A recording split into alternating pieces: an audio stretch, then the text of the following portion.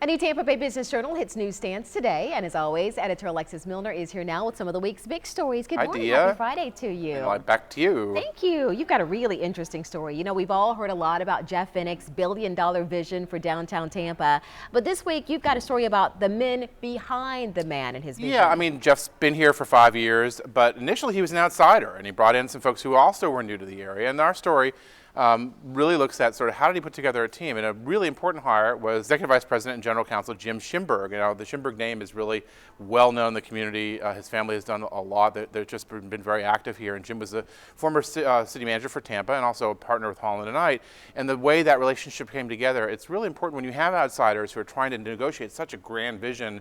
They need people who really have local context. And it's a sign of what you need to do to really navigate those waters in a successful way. I mean, it remains to be seen what happens, but so far so good. Yeah, very exciting too. Mm-hmm. All right, you also have a story about how Sears' financial troubles could actually be good for investors eyeing that prime real estate. Well, Sears, as late as 1990, was a prominent retailer, but it's fallen on some difficult times. I mean, it's very competitive out there.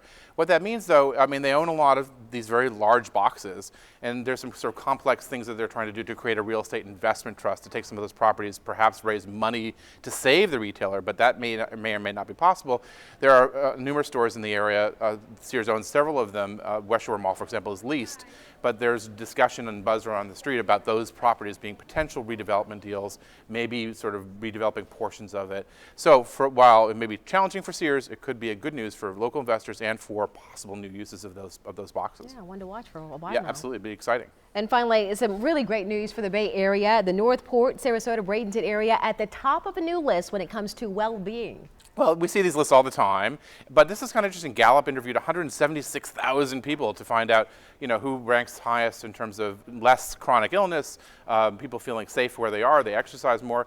We know this is a wonderful place to live, but these kinds of things affirm, how important it is to grow and stay and retain businesses in many, many ways. And they topped urban Honolulu and Raleigh and some places that you think would be really great places to live. So a reminder that we have it pretty well. Absolutely, no complaints. You know, no dose of complaints. sunshine will do you some good every now and then. Really, it's so true.